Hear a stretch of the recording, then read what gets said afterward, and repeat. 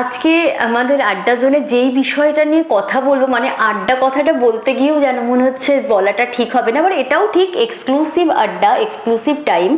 বিষয়টা হলো, আমি যখন সমীরদার কাছে শুনলাম যে আজকে কি বিষয় নিয়ে আলোচনা করা হবে না, সদ্গতি সিনেমা, সদ্গতি সিনেমা, প্রেমচাঁদ মুন্সি, মানে ওটার সাথে সাথে যেন রিলেট হয়ে গেল প্রেমচাঁদ মুন্সি।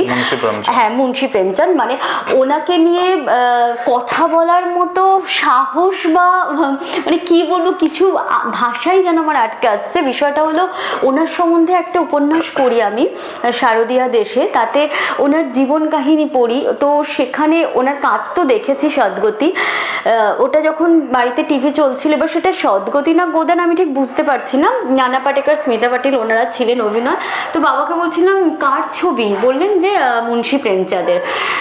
শরৎচন্দ্রকে উনি খুব মানে কি বলবো অনুপ্রাণিত হতেন আর কি ওনার লেখায়, সেটা সমীরদা ভালো করে বলবেন। তার আগে আমি একটু না বলে হয় না যে আবেগে আর কি কথাগুলো চলে আসছে। মানুষটার সম্পর্কে যারা জানেন তারা ভাববেনই যে সত্যি কাকে নিয়ে আমরা আলোচনা করতে বসেছি বা কার কাজ নিয়ে। তবু আমরা অনেকগুলো এপিসোড হয়ে যাবে আলোচনা করে। হ্যাঁ, একদমই তাই, মানে অল্প আলোচনা করে মানে শেষ হবে না। হ্যাঁ, বিষয়টা হলো সত্যিই শেষ হবে না। উনি এমন একজন ব্যক্তিত্ব, এমন একজন ব্যক্তি। তো সমীরদা সদ্গতি সিনেমাটা রিসেন্ট দেখেছেন, তুমি বলো যে কিভাবে তুমি মুন্সি প্রেমচাঁদকে চিনলে। মানে মুন্সি প্রেমচাঁদের নাম তো আগেও শুনেছি আর কি, এবং দুই একটা যে প্রচুর পড়েছি সেরকম না, মানে ওনার লেখা পড়েছি আর কি, কারণ উনি তো হিন্দি এবং উর্দুতেই লিখতেন বেশি, এবং তার বাংলা কিছু পাওয়া যায়, কিছু অনুবাদ হয়েছে বাংলায়, হ্যাঁ সেগুলো পড়েছি আমি, এবং তার সম্বন্ধে মোটামুটি আমরা যারা একটু চেষ্টা করছি আর কি, মানে যারা বই পড়েন তারা জানবেন, যারা ছবি তৈরি করছি বা সিনেমা জগতে আছে, যারা পড়াশোনা একটু করে আর কি, মানে গল্প টল্প পড়তে ভালোবাসে, তো তারা মুন্সি প্রেমচাঁদের নাম শুনেছে, সবাই শুনেছে বা জানে। তো সেই রকমই আর কি, প্রচুর যে জানি তা কিছু না, মানে ভাষা হালকা যেমন জানি। তো এটাই আমার মনে হয়েছিল যে মুন্সি প্রেমচাঁদ আর শরৎচন্দ্র চট্টোপাধ্যায় একই ঘরানার লেখে আর কি। তো এটা আমার মনে হয়েছিল মুন্সি প্রেমচাঁদের সিনেমা, মানে তার লেখায় তৈরি, তার গল্প নিয়ে তৈরি সিনেমা দেখে বা তার লেখা পড়ে আর কি, তো সেটা মনে হয়েছিল যে শরৎচন্দ্র চট্টোপাধ্যায় আর মুন্সি প্রেমচাঁদ মানে একই ঘরানার লেখাটা লেখে। ধরো দারিদ্রতা, কাস্টিসিজম মানে জাতিভেদ প্রথা, তো এই সমস্ত নিয়ে শরৎচন্দ্র যেমন লিখতেন, সামাজিক শ্রেণী বৈষম্য, মানে মুন্সি প্রেমচাঁদ শরৎচন্দ্র চট্টোপাধ্যায়ের লেখা দ্বারা অনুপ্রাণিত হয়েছিলেন। যখন আমি এটা ধরো এপিসোডটা করতে যাচ্ছি, তো তখন মানে এটা সত্যি তার আগেও জানতাম না যে শরৎচন্দ্র চট্টোপাধ্যায় দ্বারা অনুপ্রাণিত হয়েছিল মুন্সি প্রেমচাঁদ। কিন্তু আমার দুটো জিনিস যেটা রয়েছে, মানে আমি ধরো একটু আগেই জানলাম ব্যাপারটা, কিন্তু আমি ভেবেছিলাম কেন হয় না, এক একজনের কাজ দেখে বোঝা যায় যে এই কাজটা কিরকম কাজ, ওটা তো একটা কাজের মধ্যেই পড়ছে, যেমন সিনেমাটা কাজের মধ্যে পড়ছে। হ্যাঁ, তো এক একটা ঘরানা থাকে, যেমন শরৎচন্দ্র চট্টোপাধ্যায় একটা ঘরানা আছে লেখা, ঠিক তেমনই হচ্ছে মুন্সি প্রেমচাঁদের একটা ঘরানা আছে। আমি আগে পড়েছি মুন্সি প্রেমচাঁদের কয়েকটা, প্রচুর পড়েছি তা না, মানে 300 খানা তিনি ছোট গল্প লিখেছেন আর কি। তো সেরকম 300 খানা ছোট গল্প তিনি লিখেছেন, তার মধ্যে বেশ কিছু পড়েছে এবং তার সম্বন্ধে জানা ছিল। তার গল্প নিয়ে তৈরি ছবি দেখে মনে হয়েছিল যে শরৎচন্দ্র চট্টোপাধ্যায় টাইপ লেখে। তো আজকে জানতে পারলাম যে উনি শরৎচন্দ্র চট্টোপাধ্যায়কে অনুপ্রাণিত হয়ে তিনি লিখতেন, তার লেখা প্রচুর পড়েছেন, জেনেছেন, এবং তারপর তিনি এটা লিখেছেন। উনি লিখতে শুরু করেছিলেন খুব ছোট্ট বয়স থেকে, মানে একদমই বাচ্চা বয়স থেকে লেখা শুরু করেন। তো তারপরে লিখতে লিখতে প্রচুর পরিশ্রম করে উনি চাকরি পান, পড়াশুনো চালাতেন, সংসারের দায়িত্ব চালাতেন, মানে সব কিছু করে আর কি উনি এই জায়গায়, মানে তো সেই জীবন কাহিনী বলতে গেলে হয়তো ওই যে বললাম অনেক এপিসোড দেখে যাবে, হবে না, একদমই হবে না ওনাকে নিয়ে বলতে শুরু করলে। তো বিষয়টা হলো ওনার এই সদ্গতিটা নিয়েই সমীরদা বলবেন যেটা বলার। আর উনি কিন্তু নট অনলি দ্যাট, সত্য মানে শরৎচন্দ্র চট্টোপাধ্যায় উনি রবি ঠাকুরের লেখাও খুব পছন্দ করতেন, এবং এটাও হয়েছে উনি মহাত্মা গান্ধী যখন দেশ আন্দোলন হচ্ছে, আমাদের স্বাধীনতা আন্দোলনের জন্য উনি তাতেও যোগদান করেন, এবং উনি নয় শুধু ওনার পরিবারও যোগদান করেছিলেন, ওনার স্ত্রী।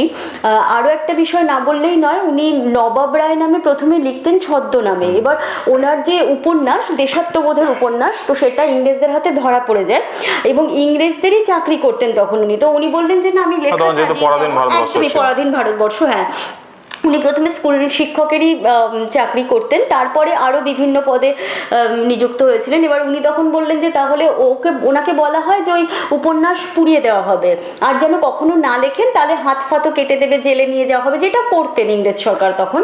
তো উনি তখন দেখলেন যে না, লেখা আমি ছাড়তে পারবো না, এরমও হয়। উনি একটা টাইমে চাকরিও ছেড়ে দেন এবং লেখা চালিয়ে যান। তখনই উনি এই মুন্সী প্রেমচাঁদ নামটা নেন, মানে আগে যে নবাব রায় নিয়ে, হ্যাঁ। আর ওনার জন্ম হচ্ছে উত্তরপ্রদেশের লামহা গ্রামে, এবং ওনার জীবন কাহিনী, হ্যাঁ, আরো আরো অনেকটা, সেটা আর আমরা বলছি না। ওনার ওই ব্যাপারটা, ওনার কর্মজগৎ নিয়ে একটু আলোচনা করছি, একটুই বলবো, কারণ প্রচুর এপিসোডেও মনে হয় শেষ হবে না ওরকম ব্যক্তিত্বের জীবন কাহিনী। 300 খানা ছোট গল্প, হ্যাঁ, 300টা সিনেমা হতে পারে। একদমই তাই, একদমই, মানে অসাধারণ সব লেখনী। তো হ্যাঁ, ওই যে সামাজিক শ্রেণী বৈষম্য, যেটা আগে সত্যি ভীষণ ভাবে ছিল, বা শরৎচন্দ্র চট্টোপাধ্যায়ের লেখাতে তো আমরা পেতাম ওই যে ওদের ছায়া মারানো যাবে না, মানে বামুনের মেয়ে বাগদি ডোম, ওদের ছায়া মারলে গিয়ে স্নান করতে হবে, গেল জাত অপবিত্র হয়ে, মানে ব্রাহ্মণরা যেটা করতো আর কি। এবং এটাও দেখা যেত যে সমাজের নিচুতলার লোকদেরকে মানে ওই যে এক ঘরে করে রাখা, সেই ব্যাপারগুলো ভীষণভাবেই মুন্সী প্রেমচাঁদও লিখেছেন। আর এটাও ঠিক, ওনার মুন্সী প্রেমচাঁদের লেখার মধ্যে ধরো সমাজের বিভিন্ন বিভিন্ন মানুষকে উনি চরিত্র পুরো তুলে আনতেন, আর তাদের সাথে মিশতেন, বাস্তব জগৎ থেকে, মানে মাটি থেকে তাদের তুলে আনতেন। হ্যাঁ, একটা চরিত্রগুলো চেনা, ঘটনাগুলো চেনা, সেগুলো তিনি গল্পের রূপ দিতেন আর কি। ওই যে ওনার বাড়িতে মিস্ত্রি লেগেছিল, তো ওনার স্ত্রী বলছে তুমি মিস্ত্রিদের সাথে এত গল্প কি করো, বলছে তুমি জানো ওদের জীবন কাহিনী গল্প করতে করতে তো জানা হয়ে যায়, সেটাই উনি একটা গল্পের চরিত্র। বলে আমি তো গল্পের চরিত্র হয়ে যাই এইভাবে, মানে বিষয়টা সেটাই। যার উনি, ওনার কাছে যে সমস্ত অল্প বয়সী সাহিত্যিকরা মানে আলোচনা করতে আসতেন সাহিত্য নিয়ে বা গল্প লেখনী কিভাবে কি করা যায়, তখন উনি তাদের বাংলা গল্প পড়তে বলতেন, মানে আমাদের বাঙালি সাহিত্যিকদের, বলছি ওরা অসাধারণ লেখে। তখনই রবি ঠাকুর, শরৎচন্দ্র চট্টোপাধ্যায় ওনাদের কথা বলতেন যে লেখো। শান্তিনিকেতনে আবার ওনার আসার কথাও হয়েছিল, বাট ওনার শরীর খারাপের জন্য আসতে পারেননি। উনি বোম্বে গিয়ে ওই ছবি ফিল্ম বানানোর জন্যও লিখেছিলেন, তারপরে বললেন না ওই জগৎটা একটু আলাদা, আমি পারছি না, কাজ ছেড়ে সংসার ছেড়ে আবার উনি ওনার লেখনীতে এলেন, মানে ওই পত্রিকা বের করতেন, সর্বশান্ত হয়ে গেছিলেন, তবু উনি একটা পত্রিকা প্রেস সব কিছু চালাতেন। যাই হোক, তুমি একটু সদ্গতি নিয়ে বলো, যেটা নিয়ে। সদ্গতি তো দেখলাম যে মানে মাঝে মাঝে ছবি তো দেখি, মানে রেগুলারই দেখতে হয়, তো সদ্গতিটা অনেকদিন পর দেখলাম আর কি, তাজা 3-4 দিন আগে দেখলাম। তো সেখানে গল্পটা এরকম, অনেকেই জানেন যারা আমাদের দেখছেন শুনছেন, তো গল্পটা এরকম যে একজন দরিদ্র কৃষক যে রয়েছে, তার একটি বাচ্চাকে নিয়ে, ইন্টারাপ্ট করলাম, ডিরেক্টরকে বলে দাও। হ্যাঁ, সেগুলো তো আসবো, সেটা তো আসতে হবে। সত্যজিৎ রায়, এটা আমাদের বাঙালির গর্ব, বাঙালির গর্ব, এবং মহান ডিরেক্টর পরিচালক যিনি আছেন সত্যজিৎ রায়। এটা হচ্ছে মুন্সী প্রেমচাঁদ, এই গল্পটা 1931 সালে তিনি লিখেছিলেন, আর 1981 সালে সত্যজিৎ রায় এটা হচ্ছে তোমার ছবি করেছেন। ছবি ঠিক বলা যেতে পারে না, 52 মিনিটের এটা একটা গল্প বলা যেতে পারে, টেলি গল্প, এবং যেটা টেলিভিশনের জন্যই করা, এবং তার প্রডিউসার ছিল মানে টেলিভিশন বা দূরদর্শন ছিল। এটা 1981 সালে এটা হচ্ছে দূরদর্শনের জন্য করা, এবং কিছু কিছু শর্ট আছে যেটা রয়েছে সেটা দূরদর্শনোচিত আর কি, মানে ছবিও না, শর্ট ফিল্ম না, তার মাঝে যে দূরদর্শনের জন্য করা আর কি, সেরকম টেলিভিশনের জন্য করলে বেশ কিছু শর্ট নিতে হয় সেই রকম। তখন 3টে ফরম্যাট যদি বলি, এখন তো মোবাইল এসছে, আগে তো মোবাইলে মানুষ দেখতো না, সিনেমা টেলিভিশন বলা যেতে পারে। সিনেমা একটা আলাদা ফরম্যাট, তার বক্তব্য আলাদা থাকে, তার হচ্ছে ধরুন ফ্রেম আলাদা থাকে, তার প্রেজেন্টেশন আলাদা থাকে। টিভির জন্য আবার প্রেজেন্টেশন তার আলাদা রয়েছে। এখন কেউ যদি মোবাইল মানে ইউটিউব বা ফেসবুকের জন্য কেউ যদি কন্টেন্ট করে, সেটা তো তার এক একটা ফরম্যাট আছে, এক একটা আলাদা আলাদা। তো সেরকম যে এটা যেহেতু টেলিভিশনের জন্য করা আর কি, 1981 সালে তিনি এটা করেছেন। ছবিটা পরিচালনা করেছেন, চিত্রনাট্য এবং পরিচালনা তারই, সত্যজিৎ রায়। এবং এটা হচ্ছে 29তম মানে 29তম ন্যাশনাল অ্যাওয়ার্ড যেটা রয়েছে, জাতীয় পুরস্কার তিনি পেয়েছেন এটা ছবিটার জন্য, সত্যজিৎ রায় এবং মুন্সী প্রেমচাঁদ। এবং যেমন যেটা আমরা আগে বলছিলাম যে শরৎচন্দ্র চট্টোপাধ্যায়ের লেখা নিয়ে সবচেয়ে বেশি সিনেমা হয়েছে, এবং তারপরে মনে হচ্ছে মুন্সী প্রেমচাঁদের গল্প নিয়ে সবচেয়ে বেশি সিনেমা হয়েছে বলা যেতে পারে। তিনি মূলত হিন্দি এবং উর্দুতে লিখতেন, এবং বাংলাতেও কিছু ট্রান্সলেট করা হয়েছিল তার গল্প আর কি। তো মূলত উত্তরপ্রদেশে তিনি বাসিন্দা, তার জন্ম বেনারসে, এবং উত্তরপ্রদেশে তখনকার দিনে তো বাংলাতেও কাস্টিসিজম ছিল, মানে শ্রেণীবিন্যাসটা ছিল ভীষণভাবে, তার থেকে এবং ভেরি রিসেন্টও কিন্তু এখনো দেখা যায় উত্তরপ্রদেশ, বিহার যেগুলো রয়েছে রয়েছে, আরো কিন্তু এখানে মানে কাস্ট্রিজমটা অনেক বেশি, মানে তার কি বলে শ্রেণীবিন্যাসটা এবং খুব কঠোর আর কি। তার জন্য ধরো মার্ডার হয়ে যায়, খুন হয়ে যায়, এরকম বহু ঘটনা ঘটেছে। হ্যাঁ, যেমন বাংলাতেও যেমন তেমন তাকে বিভিন্ন শাস্তি পেতে হতো, তার ছায়া মারাতো না। অনেক ধীরে ধীরে সংস্কারক যারা এসছেন, রাজা রামমোহন রায়, ঈশ্বরচন্দ্র বিদ্যাসাগর, তারা এটাকে সংস্কার করেছেন, বা আরো যারা মানে সামাজিক সংস্কারক যারা ছিলেন আর কি, মহান ব্যক্তিত্ব যারা ছিল, মনীষী আমরা এখন খুব ভালো আছি, তারা সংস্কার করেছে। কিন্তু এখনো বিহার উত্তরপ্রদেশে এই কাস্ট্রিজম যেটা রয়েছে সেটা রয়েছে, এবং গল্পটা সদ্গাতেই যেটা রয়েছে সেটা কাস্ট্রিজমের উপরে মানে করা ছবিটা, মানে শ্রেণীবিন্যাস সমাজে যেটা উঁচু নিচ জাতপাতের যে বৈষম্য, সেটার উপরে গল্পটা এরকম একটা কৃষক এবং তার বউ এবং তার একটি বাচ্চা মেয়েকে নিয়ে থাকে একটি গ্রামে, অত্যন্ত দরিদ্র সে, এবং তার হচ্ছে মেয়ের বিয়ে হবে, বিয়ে হওয়ার জন্য একটা নির্দিষ্ট দিন ঠিক করে, শুভ দিন আগে ঠিক করতে হবে। তো শুভ দিন ঠিক করতে গেলে তাকে কি করতে হবে, তাকে তো ব্রাহ্মণকে ডেকেই, মানে আমাদের যে সমাজের যে নিয়ম যেটা রয়েছে, ব্রাহ্মণকে ডেকে এটা করাতে হবে। এখন যেহেতু সুপ্রিম কোর্ট বলে দিয়েছে যে আপনি পূজা অর্চনা বা যে কোনো কাজ আর কি ব্রাহ্মণ না হলেও করা যেতে পারবে। দেখুন কি অবস্থা, মানে আমরা কতটা এখন ভালো আছি, সুপ্রিম কোর্ট রায় দিয়েছে। কিন্তু যেহেতু আর এই যে সমাজের শ্রেণীবিন্যাসটা হয়েছিল কাজের ভিত্তিতে, তুমি পুজো করছো মানে তুমি পুরোহিত, তুমি যুদ্ধ বিগ্রহ করছো, দেশ চালাচ্ছ না তুমি ক্ষত্রিয়, তুমি বিজনেস বৈশ্য, আর যারা সেবা করছে তারা শূদ্র। কারণ প্রথমে কিন্তু কাজের ভিত্তিতে তোমার তৈরি হয়েছিল এই শ্রেণীবিন্যাস, এবং পরবর্তীকালে সেটা হচ্ছে মানে ব্রাহ্মণের ঘরে জন্মগ্রহণ করে ব্রাহ্মণ, সে মন্ত্র জানুক চাই না জানুক, রাজার ঘরে জন্মগ্রহণ করলে সে রাজপুত্র বা রাজা হবে পরবর্তীকালে। কিন্তু প্রথমে তো যেটা হচ্ছে কাজের ভিত্তিতে এগুলো তৈরি করা হয়েছে। সেরকম ভাবে ধরুন একজন যদি কোনো মানে কি বলবো, যে একটা শূদ্রের ঘরে জন্মগ্রহণ করে তার কোয়ালিটি অনেক আছে, কিন্তু তাকে মানা হতো না। সে পড়াশোনা করতেই পারে, সে ব্রহ্ম সংহিতা সবকিছুই পড়তে পারে, মানুষ কিন্তু না, তাকে পড়তেই দেবে না। সে ওটা হয়েছে মানে সে ওটাই হবে, তার পড়াশোনা করে নলেজ করতে পারবে না। একলব্য যে ছিল, অর্জুনের থেকে কোনো অংশ কম কিন্তু ছিল না, কিন্তু তাকে কিভাবে তার বুড়ো আঙুল কেটে দিয়ে তাকে পিছিয়ে দেয়। তাহলে কাস্ট্রিজম যেটা রয়েছে বা শ্রেণীবিন্যাস যেটা রয়েছে, সেটা যুগ যুগ ধরে ভারতবর্ষে চলে আসছে, এখনো রয়েছে কিন্তু অনেকটা কমেছে আর কি। আইন করে সরকার আইন করে সেটাকে বারণ করছে। তো এই কাস্ট্রিজমের উপরে আর কি, শ্রেণীবিন্যাসের উপরে কিন্তু এটা গল্পটা। তো এই সদ্গতির গল্পটায় আসি। সদ্গতির গল্প আবার যেটা বলি আর কি, যে একজন কৃষক এবং তার ওয়াইফকে নিয়ে, একটা বাচ্চাকে নিয়ে থাকে, 10-11 বছর বয়স হবে, এরকমই বয়স, 10 থেকে 12 বছর। তা আগেকার দিনে যেমন হচ্ছে ছোটবেলায় বিয়ে হয়ে যায়, তো তার একটা মানে তার বলে না, মানে তার শুভ দিনকে তাকে নির্ণয় করতে হবে যে সেদিনকার তার বিয়ে হবে। তো তার ব্রাহ্মণ ছাড়া তো করতে পারবে না। তখন কি করেছে, তার বউ বললো যে, মানে তার স্বামীকে, মানে সেই কৃষককে বললো, কৃষকের অভিনয় করেছে হচ্ছে আমাদের ওমপুরি, এবং হচ্ছে স্মিতা প্যাটেল হচ্ছে তার ওয়াইফের যে অভিনয়টা করেছে, ওয়াইফের চরিত্র অভিনয়টা করেছে। তো তখন কি হয়েছে, তখন সে যাবে আর কি, সে ব্রাহ্মণের বাড়িতে যাবে। তো এটা একটা মজার ব্যাপার, মানে অসাধারণ একটা লেখা লিখলো যে ব্রাহ্মণের বাড়িতে যাবে, ব্রাহ্মণকে তো কিছু দিতে হবে, ওর কাছে দেওয়ার কিছু নেই। ও বলে তাহলে কি করবে, কিছু ঘাস নিয়ে যাও, গরুকে খাওয়াতে হবে। মানে ও জমিতে কাজ করছিল, তার ও যে ব্রাহ্মণকে নিয়ে গিয়ে কিছু দেবে, তার পারিশ্রমিক দেবে, তার পয়সা দেবে, অন্য কিছু দেবে, তার দেওয়ার নেই। বলছে তাহলে কি করে, ঘাস নিয়ে যাও। তার মানে দারিদ্র চরম পর্যায়ে, দারিদ্র যদি হয় তাহলে সেরকম হয় অবস্থা। এবং তখনও কিন্তু সে খায়নি, তখনও খায়নি। বউ বললো খেয়ে যাবো, যে না, এই তো যাবো আর ঠাকুরমশাইকে বলবো, বলে চলে আসবো। সে খেলেও না, তো তখন যখন যায় সেখানে এসে তার বাড়িতে যায় এবং গিয়ে ভয়ে ভয়ে সেখানে ঢোকে। হ্যাঁ, এবং অনেকক্ষণ পর তার দর্শন পায় আর কি পুরোহিত মশাইয়ের, এবং বলে কি ব্যাপার, এবং সে ঘুরে বলে যে আমার মেয়ে যেটা রয়েছে, মেয়ের একটা দিনক্ষণ ঠিক করতে হবে, আপনি চলুন। মানে ওই যে পাঁজি দেখে বলে দেবে আর কি, বই দেখে। হ্যাঁ, তো ঘরে যাবে এবং সে অনেক মানে তার ফরমান ইচ্ছে যে আমার এই কাজ রয়েছে, মানে সে যাবতীয় কাজ করছে। হ্যাঁ, সে নিজের কাজও করছে। হ্যাঁ, সে মানে ঠাকুর মশাই যে রয়েছে, পুরোহিত মশাই, সে নিজের কাজ করছে, সে পূজা আর্চা করছে, তাকে তার বউকে বলে দিল বাড়ির কাজগুলো করাও, তাকে দিয়ে সে ঝাড় দেওয়া, তারপরে শুরু করে দিল, খেতে দেওয়া। সে সারা দিন ধরে কাজ করা, কাজ করছে। তারপরে যতবার সে আসছে, মানে ততবারই সে মানে ভয় ভয় বলছে যে ঠাকুমা সেবা চলুন, বা পুরোহিত মশাই সেবা চলুন তাহলে আমার বাড়িতে। এবং সে পরবর্তীকালে সে বলতেও ভয় পাচ্ছে আর কি।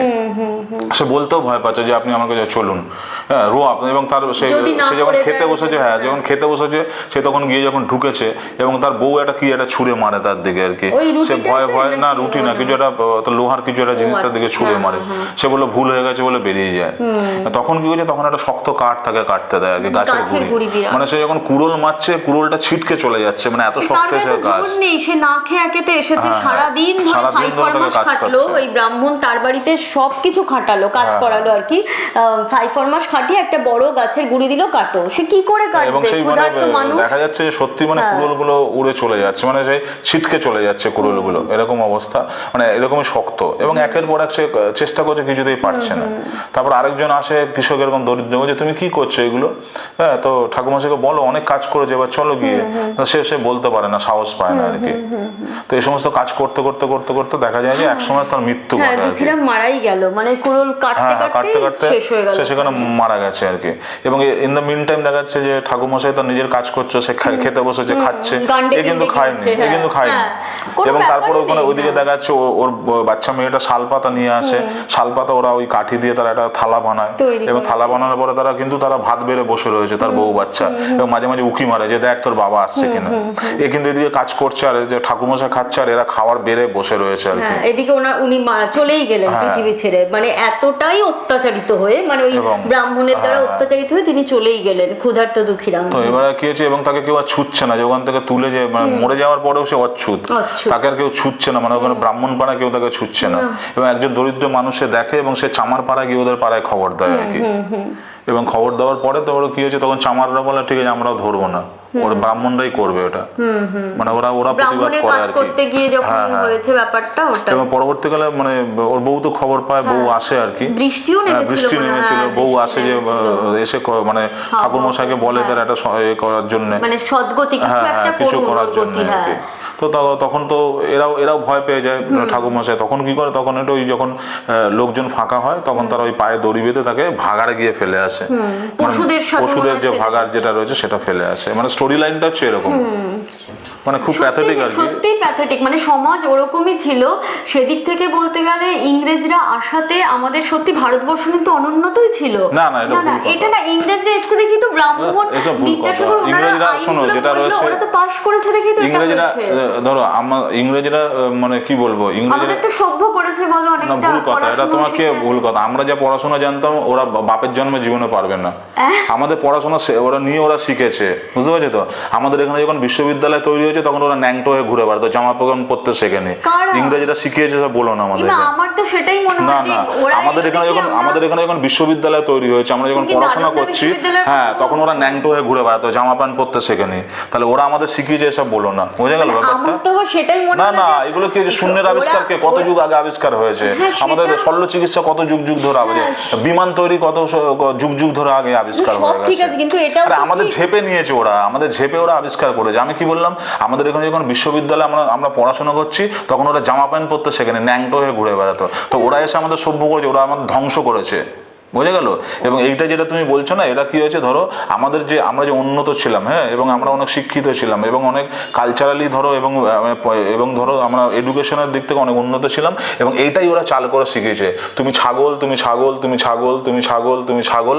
ভারতবাসীরা ছাগল 200 বছর ধরে ওরা বলেছে, এবং আমরাও হ্যাঁ আমরা ছাগল, এটা আমরা নিজেকে মেনে নিয়েছি, ঠিক সেটা আছে। হতে পারে, কিন্তু এটা- হাজার হাজার বছর আগে ধরো এই পুরীর মন্দির তোমার হ্যাঁ, তৈরি এটাও হয়েছে, ঠিক, হ্যাঁ। সাউথের যে রাজপ্রাসাদ গুলো তৈরি হয়েছে, তাহলে আমরা যদি অনুন্নত হই তাহলে সেগুলো তৈরি করবে কি করে? হ্যাঁ, হরপ্পা কি করে মহেঞ্জোদারো তৈরি হবে? সভ্যতা, হ্যাঁ, আমাদের কি করে তৈরি করবে? হ্যাঁ, চীনা আজ থেকে তো পর্যটকরা হাজার হাজার এসে বছর আগে দেখেছিল, হাজার হ্যাঁ, বছর ঠিক, আগে ঠিক। তোমার তৈরি হয়েছে। তাহলে এটাও তোমার একটা হচ্ছে ধরো ব্যাপার। নালন্দা বিশ্ববিদ্যালয় যেটা রয়েছে, সেখানে তোমার দারোয়ানের কাছে তোমাকে ইন্টারভিউ দিয়ে তবে ঢুকতে হতো। বাপরে, হ্যাঁ। তাহলে হ্যাঁ, পাইয়ের এটাও- হিউয়েনসাং এরা পড়ে গেছে আমাদের হ্যাঁ, এখানে। হ্যাঁ, এটা একটা ঠিক তাহলে- কথাই বলেছে। হয়তো বিভিন্ন জাতি এসে আক্রমণ করে করে হ্যাঁ, ভারতীয়দের এটা তোমাকে করেছে, বলে যে তুমি মুঘল, ছাগল, তুমি হুন। ছাগল, তুমি ছাগল, এবং আমরা ভেবেছি হ্যাঁ আমরা ছাগল, আমরা ছাগল, আমরা ছাগল। এই জন্য একটা ন্যারেটিভ প্রচার করেছে। ওরকম ব্যাপার না, ইংরেজিরা আমাদের কাছ থেকে শিখেছে। আমরা যখন বিশ্ববিদ্যালয় চালাতাম তখন ওরা ন্যাংটো হয়ে ঘুরে বেড়াতো, জামা প্যান্ট পরতে শেখেনি তখন। হ্যাঁ, এটা আমার ভালো করে পড়াশোনা করুন, জানুন। যদি হয় আমাকে মানে যদি আমার যে কথাটা বললাম সেটা আপনি যদি কাটতে পারেন কাটবেন। আমি মানে আমরা সত্যি কথা যে আমরা যখন ধরো এত উন্নত ছিলাম না, ওরা তখন ন্যাংটো হয়ে ঘুরে বেড়াতো। আমরা যখন বিশ্ববিদ্যালয়ে পড়ছি, আবার বলছি ওরা তখন ন্যাংটো হয়ে ঘুরে, জামা প্যান্ট পরতে শেখেনি। ভারতবর্ষে এত উন্নত ছিল। আজকে তুমি বলো না, সাউথের মন্দিরগুলো তৈরি করতে পেরেছে। একটা মন্দির আছে যেটা হচ্ছে সূর্য যখন উঠবে ঠিক একটা তার মূর্তির কাছে গিয়ে ফাঁকাগুলো করে রেখেছে।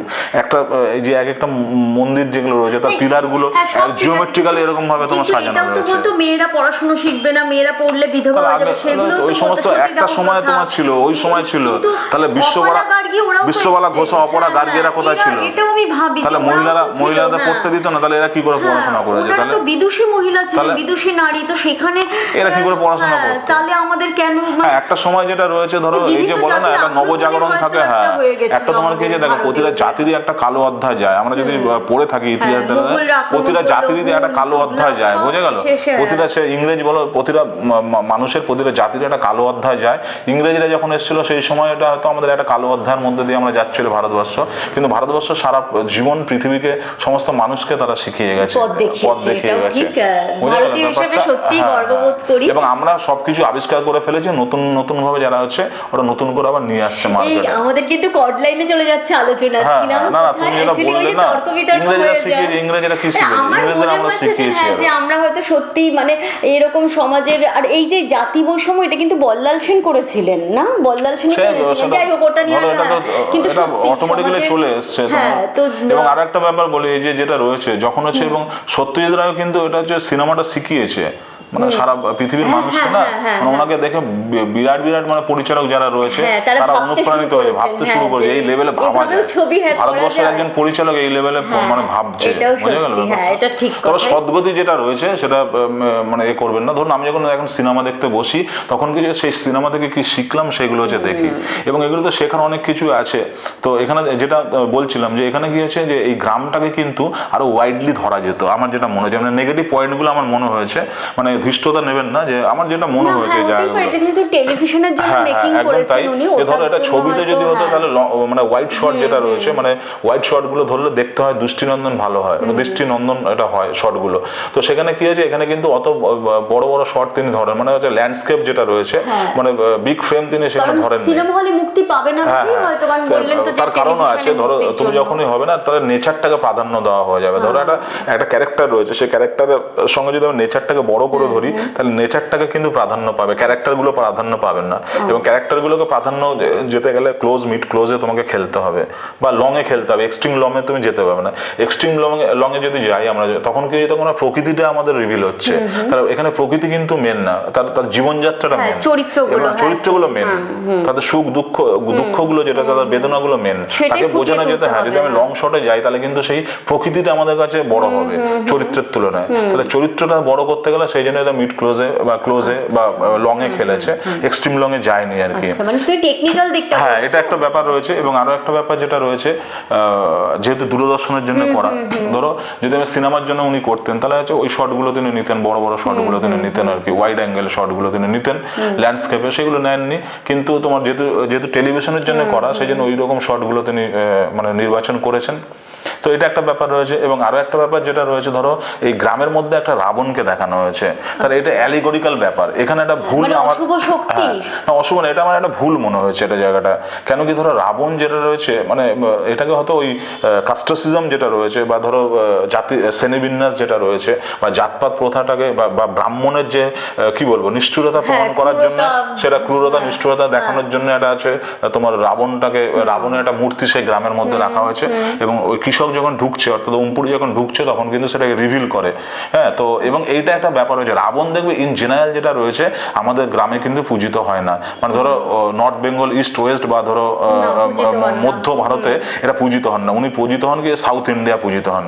এবং রাবণকে কিন্তু সেখানে তোমার কি হয়েছে, সেখানে হচ্ছে অনেক বীর বলে মনে করা হয়, রাবণকে সেখানে পুজো করা হয়। তাহলে এইটাও কিন্তু ধরো একটা অ্যালিগরিক্যাল হিসেবে দেখা যায় যে একটা রাবণের মূর্তি, এবং রাবণের মূর্তিটা এখানে কিন্তু অনেকটা অপ্রাসঙ্গিক কেন, যে আমি জোর করে ঢোকানো হয়েছে বলে আমার মনে হয়েছে। তার ক্রূরতা নিষ্ঠুরতা বোঝানোর জন্য রাবণের মূর্তিটা রাখা হয়েছে ঠিকই, কিন্তু জেনারেলি ধরো তুমি উত্তরপ্রদেশে কোনো গ্রামে রাবণকে পুজো করা হয় কিনা আমার জানা নেই, বা হলেও হচ্ছে মানে ব্যাপকভাবে পুজো করা হয় কিনা জানা নেই। শ্রীলঙ্কাকে সাউথ ইন্ডিয়া পুজো হয় অনেক জায়গায় রাবণের। কেন কি মনে করা হয় হয় যে উনি অনেক বীর ছিলেন, সেই জন্য ওনাকে পুজো করা হয় এখানে, ঠিক আছে। কিন্তু এখানে যদি তোমার ধরো নর্থ ইস্ট ওয়েস্টে যদি তুমি বা মধ্য ভারতে যেটা রয়েছে তুমি যদি পুজো করো তাহলে এটা অড লাগবে, মানে আমরা কমন থাকলে হবে। হ্যাঁ, উনি রেখেছেন কি মানে ব্রাহ্মণের ক্রূরতা নিষ্ঠুরতা দেখানোর জন্য প্রতীক হিসেবে রেখেছেন। কিন্তু এটা আমার একটুখানি অড লাগলো এই জায়গাটা, ঠিক আছে, ওটা রেখে তার মানে কি এটা ওনার হয়তো মনে হয়েছে উনি সেই কিন্তু তুমি যখন রাবণ আমি রাখছি, রাবণের পুজো করছি, জেনারেল হলে আমি সেখানে রাখতাম, কিন্তু এটা হচ্ছে অ্যালিগরিক্যাল একটা শর্ট দেখানোর জন্য ওটা রেখেছে, তো ওটা আমার একটু অড লেগেছে একটা জায়গা। প্লাস আরো একটা ব্যাপার যেটা রয়েছে, উনি যখন মারা গেল তাহলে মারা গেল তোর বউ এসেছিল, হ্যাঁ, এবং বউটা কোথায় চলে গেল। কিন্তু ইন জেনারেল যদি হয়, বাস্তবে যদি তুমি হয়, কারণ যেহেতু সত্যজিৎ রায়ের ছবি সেই জন্য আমরা আলোচনা করছি, হ্যাঁ, গাঁজাখুরি গল্প না, হ্যাঁ, তাহলে যদি ধরো তার বউ কিন্তু সে মৃতদেহ ছেড়ে যাবেই না, ঝড় বৃষ্টি যাই হোক না কেন, এবং তার বউ কোথায় চলে গেল সেটা মিসিং রয়েছে। মানে না, এটা কি দেখি, এটা আমার মনে নেই, আমি মানে সে কি পাগল হয়ে গেল এরকম করে না, ওরকম কোনো ব্যাপার না, কাঁদতে চলে গেল কোথায় গেল কি ব্যাপার না, কিন্তু ইন জেনারেল যদি হয় বাস্তবে যাওয়ার কথা না, স্বামীকে ধরে বসে থাকবে, কিন্তু সেখানে তার স্বামীকে ধরে বসে থাকলে তো সিনেমাটা তৈরি হবে না, হয়তো গল্পটা সেভাবে লেখা আছে, স্বামীটাকে ধরে বসে থাকতো তাহলে তার পায়ে দড়ি বেঁধে আর ভাগাড়ে ফেলে আসতো না, তাহলে সেই গল্পটা যেটা রয়েছে সেই জায়গায় লেভেলে উন্নীত হতো না আর কি, সেই লেভেলে যেতে পারতো না, বোঝা গেল। তাহলে এখানে একটা তোমার যদি তুমি বলো মানে কন্টিনিউটি বা ধরো লজিক যদি তুমি বলো, তাহলে লজিক্যালি এখানে একটা তোমার রয়েছে, হ্যাঁ, প্রবলেম রয়েছে। এবং আরো একটা ব্যাপার ধরো জেনারেল তুমি এক পায়ে দড়ি বেঁধে কাউকে তুমি টেনে নিয়ে যেতে পারবে না, তুমি যদি কাউকে তাহলে কি হচ্ছে কোনো গাছ গাছলা হেনা তেনা সেখানে আটকে যাবে, তাহলে কাউকে দড়ি পাতে রাখতে হলে তাকে দড়ি দু পায়ে দড়ি বেঁধে টেনে নিয়ে যাওয়া হয়, তো এখানে দেখানো হচ্ছে এক পায়ে দড়ি বেঁধে টেনে নিয়ে যাওয়া হয়েছে, এটা একটা প্রবলেম আমার মনে হয়েছে। এবং আরো একটা ব্যাপার হয়েছে যেটা বলছিলাম, একটা লং শট যেটা যখন ভাগাড়ে ফেলে দেয়, তো ভাগাড়ে ফেলে দেওয়ার সময় যেটা রয়েছে সেটা একটা লং শট নিতে পারতো, এই যেটা বললাম লং শট এই কারণে নেয়নি আর কি, লং এক্সট্রিম লং নেওয়ার চেষ্টা করছিল কিন্তু সেটা বেশিক্ষণ স্টে করেনি পর্দায়, হ্যাঁ, তাহলে কি হবে যেহেতু টেলিভিশনের জন্য করা সেই অনুযায়ী কিন্তু ওখানে সুন্দর শট নেওয়া যেতে পারতো আর কি। এবার এটা যেগুলো বলছো তুমি সেগুলো আমি জানি না যে মুন্সী প্রেমচাঁদ কি লিখেছেন, যেহেতু গল্পটা আমার পড়া হয়নি, এবং সত্যজিৎ রে কিভাবে সেটা চিত্রনাট্য করেছে নাকি দূরদর্শনের প্রযোজক তারা বলেছে কিছু, না ওরকম ব্যাপার না, সত্যজিৎ রায়কে বলবে আর উনি শুনবেন না, উনি সত্যজিৎ রায় ছবি বানাচ্ছে 1981 সালে, এবং ধরো দূরদর্শন যেটা রয়েছে, দূরদর্শন তাকে তৈরি করতে দিয়েছে এবং দূরদর্শনের কোনো কর্তা তাকে নির্দেশ দেবে এটা ভাবা যায় না, এটাও ঠিক অলিক কল্পনা, ও রাত তো ছবি করবোই না, উনি নিজের মতন করে। দেখো অনেক সময় তোমার কি হয় গল্পে অনেক কিছু বলে দেওয়া যায়, কিন্তু সিনেমায় সেটা করা যায় না, গল্পে অনেক কিছু তুমি বলে দেওয়া যায়, যখন সেই গল্পটা তুমি তখন ফিল্ম মেকিং করছো না, তখন স্টেপ বাই স্টেপ তোমার যেতে হবে আর কি, তো সেই জায়গাগুলো হয়েছে কিন্তু দুর্দান্ত, তা তো সত্য, এগুলো সত্য, একটা সদ্গতি যেটা আছে একটা টেলিভিশনের জন্য করা একটা সিনেমা, অসাধারণ একটা সিনেমা, আপনারা দেখুন। তো ওই যে আরেকটা যেটা বলে না, সত্যজিৎ রায় সিনেমা দেখতে বসার সময় আমরা সবসময় জানি যে কিছু শিখবো, অনবদ্য কিছু শর্ট থাকবে আর কি, হ্যাঁ, চোখ ধাঁধানো, যেহেতু টেলিভিশনের জন্য করা ওই জন্য একটা নিয়ম বেঁধে বা টেলিভিশন আছে চলো মানে সেইভাবে করা আর কি, কিন্তু তার সত্ত্বেও ছবিটা যেটা রয়েছে মানে 19তম চলচ্চিত্র, মানে এটা হচ্ছে ন্যাশনাল অ্যাওয়ার্ডে যেটা রয়েছে, জাতীয় পুরস্কার এটা পেয়েছিল জুরির বিচারে আর কি, টেলিভিশনের জন্য করা। তো যারা দেখেননি ছবিটা দেখুন, আর দেখুন এই যেগুলো করলাম মানে কি যেগুলো বললাম ক্রিটিসাইজ যেটা করলাম সেটা আমার একান্ত ব্যক্তিগতভাবে মনে হয়েছে, কেন কি সত্যজিৎ রায় যেটা হচ্ছে আমার মনে হয় যে ভারতবর্ষের যত পরিচালক জন্মগ্রহণ করেছেন সেরা সত্যজিৎ রায়, অনেক বড় বড় পরিচালক এসছেন কিন্তু সবচেয়ে সেরা হচ্ছে সত্যজিৎ রায়, কেন কি সত্যজিৎ রায় সিনেমা দেখছি এমন একটা শট নেবে এবং ওই শট সত্যজিৎ রায় ছাড়া কেউ নিতে পারবে না, পৃথিবীর কেউ নিতে পারবে কিনা সন্দেহ, সত্যি উনি অনন্য, মানে ওই একটা শট ধরো যেমন শট নেবে না, ওইটা যে কোন লেভেলে বুদ্ধি তার, মানে এটা ওইটা হচ্ছে নিজস্ব ব্যাপার, কোন লেভেলে বুদ্ধি থাকলে তাহলে ওই শট নেওয়া যায়, হ্যাঁ, তো একমাত্র সত্যজিৎ রায় নিতে পারবে। তো আমার বিচারে মানে আপনারা ভারতবর্ষের অন্যতম শ্রেষ্ঠ পৃথিবীর অনেক ভালো ভালো পরিচালক এসছে, ভারতবর্ষে যেটা রয়েছে ভারতবর্ষে অন্যতম সেরা পরিচালক হচ্ছে, অনেক বড় বড় পরিচালক এসছেন কিন্তু অন্যতম সেরা পরিচালক সত্যজিৎ রায়, এই কারণে এগিয়ে রাখবো আমি, কেন ওই যে ছবি দেখতে দেয় এমন একটা শট নেবে ওই শট সত্যজিৎ রায় ছাড়া কেউ নিতে পারবে না, বাঙালির সম্পদ, বাঙালির গর্ব, একদম তাই, ওনার ছবি যখন আমরা দেখে আমরা শিখি আর কি, প্রতিটা শট প্রতিটা ফ্রেম, হ্যাঁ, তার গল্প বলা স্টাইল কি বলতে চাইছে, মানে মুগ্ধ হয়ে এখনো আমরা দেখি। আর আরেকটা কথা বলি সমীরদা, এই এপিসোড মনে হয় অনেক বড় হয়ে যাবে, জানি না দর্শক দর্শক বন্ধুরা কতক্ষণ আমাদের সাথে থাকবে, নেক্সট আবার অন্য কিছু নিয়ে আলোচনা হবে, বা এটাও কন্টিনিউ হতে পারে, সেটা পরের দিন ভাবছি। ওকে, ততক্ষণ মানে আজ এই পর্যন্ত থাক, ভালো থাকবেন, সুস্থ থাকবেন, আনন্দে থাকবেন, নমস্কার।